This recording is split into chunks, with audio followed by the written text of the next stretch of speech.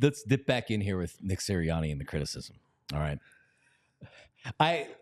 We're focusing on the play before the half, which was, in my opinion, incredibly stupid. The other fourth down plays that he's went for this year, I think you can argue that the passing on third down instead of running. Like, I think there's a good conversation with that, although I may disagree in some of those instances.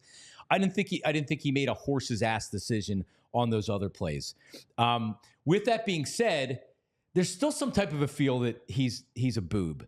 And I legitimately wonder if these guys aren't looking at him and being like, man, like, is this really our head coach? Is this really the guy that is leading us? Because he's supposed to be the CEO. He's not running the defense. He's not running the offense. The decision-making has been questionable. Do you also see the negativity? Because it's loud. They're 2-1, and it's loud right now towards Nick Sirianni.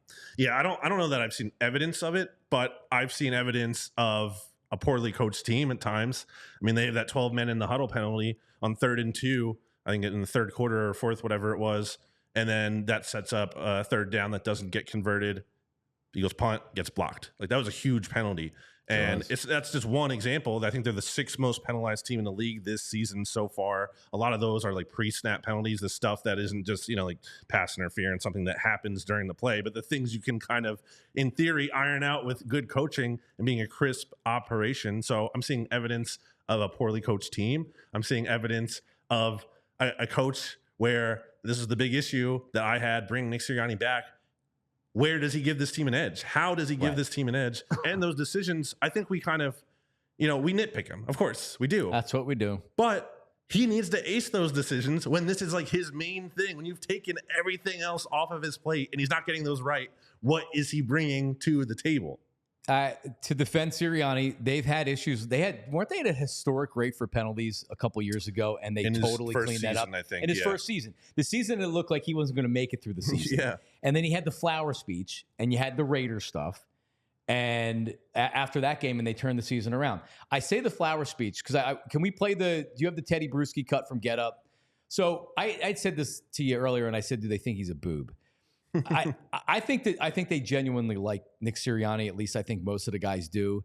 And when he gave the flower speech after or right around the Raiders game, it was like, hey, we're watering, we're fertilizing. It's not like we're not seeing the results right now, but we're going to see the results. Just stay the course. Mm-hmm. That was a new coach. The players rallied around him getting criticized for that speech and made fun of for that speech. I remember talking to Brandon Graham during our show, and he said that, like, yeah, like we didn't think it was fair the way that the media and the fans were treating him. Mm-hmm. I'm wondering, fast forward to present day, if these players aren't tired of the message and tired of the messenger. There's a certain awkwardness to him when he's addressing the team on Friday night. Are these guys rolling their eyes at him as opposed to 2 years ago? They're saying, like, all right, like, let me hear what this guy has to say. I don't know, but I suspect that maybe that's part of it. Yeah, I don't know, because I think, for all of his faults, and that clearly I've been criticizing Nick Sirianni here, I mean, I think he's a likable person. Like, I don't think anyone's like, oh, I hate Nick Sirianni, the way that people clearly, by contrast, hated like Chip Kelly, Right. So I don't think it's something like that. And the players, I think so far, I mean, the one loss was by 1 point in a game they blew. It hasn't been like the effort isn't there at all. Like, I don't think there's signs of that much. So I don't think there's any kind of revolt here or anything like that. Do you think they believe that he's a smart football coach? I don't think Jalen Hurts does, based on some of the reporting we heard. So that's kind of a big one. I guess that's my point, is I do think they like Nick, because Nick's a good dude. Yeah. He's a good dude.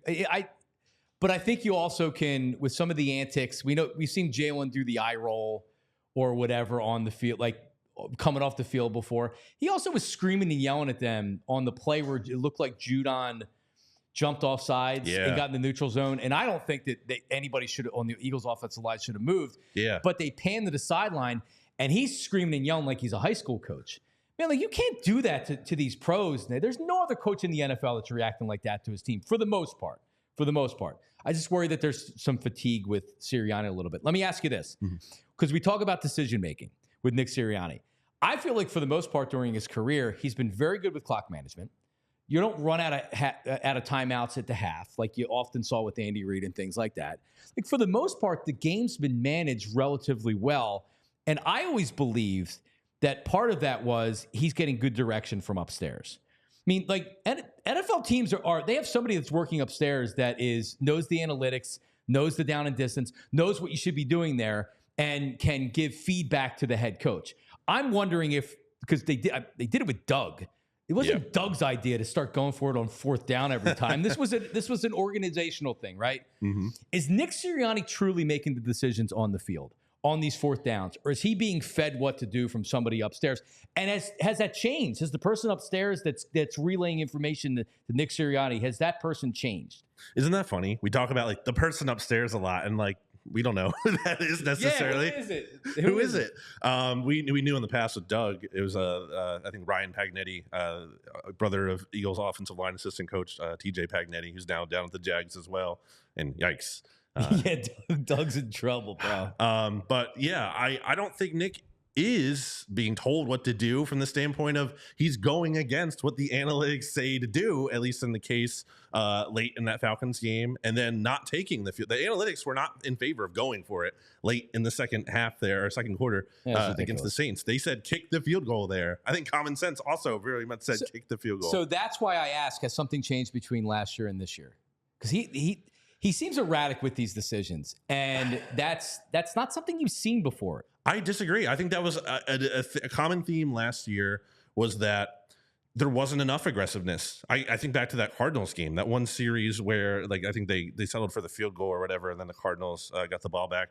And the Super Bowl is the one that always kills me, because it's 4th and 3. Yeah, and I agree. It's not even just the analytics; it's the context of the game, which Sirianni talks about needing to consider in that game. Obviously, their defense had just allowed 2 75-yard touchdown drives. Jalen Hurts is playing awesome. The punter just came off IR, and you're like trusting the defense that's bad and the punter who might not be healthy instead of your MVP quarterback in that game. So we've seen that before. And then here's what also bothered me after that. Okay, it's a Super Bowl. He's in his second season. Make a mistake, maybe. It's a big mistake, but make a mistake after the game. He doubles down on it, just like he did after the Falcons game in a different way, and said 32 of 32 head coaches go for it there. That defeats the point of analytics. You're trying to be the one coach that gives your team an edge. Right. And insane in a city, too, where we saw Doug Peterson, like you said, win the Super Bowl by being aggressive and going all out, that Sirianni wouldn't also lean into that. So I would say that he hasn't been aggressive enough. And also, last thing on this, it's just like, what's the identity? Like, it's not like, hey, we're just going to be like the Lions, aggressive, no matter what, we're going to go all out, and that's what we're going to live and die by. I think with Sirianni, and obviously different circumstances call for different things, but his decision-making process kind of feels like haphazard at times and lacking conviction to me. He doesn't come off as being a smart head football coach with a lot of these decisions.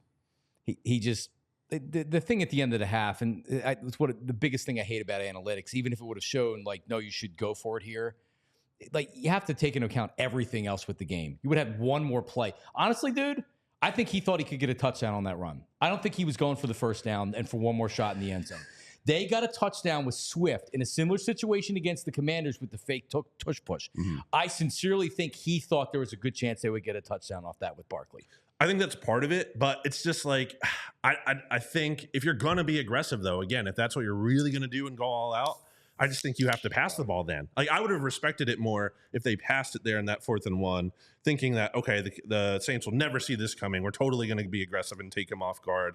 I think that what they did there with the run is a little bit like, it was really a 4th and 2. That wasn't a one. I mean, that was a really long one. That's a half measure to me, because like, it's a run. There's a good chance he could get tackled, before the end zone there. So I don't like that. If you're going to be aggressive, go all out. And if you're going to play it safe a little bit, like maybe use your unstoppable play that went 4 for 4 last week and has been great for the past couple of years here. So, yeah, I just didn't think that made sense. They didn't sell the tush push on that either. It didn't. No. Like, when they lined up, it's like, they're not going for a tush push here. I thought they were going to try to draw them offside. I didn't know what they were going to do. Well, Barkley, apparently, I saw someone send this to me on Twitter. I forget the name at this point in time, but Barkley was lined up in a way too, where that like his leg was a little bit back and like looking unusual. He was leaning. Yeah, they tipped it a little bit, I think, too. I agree.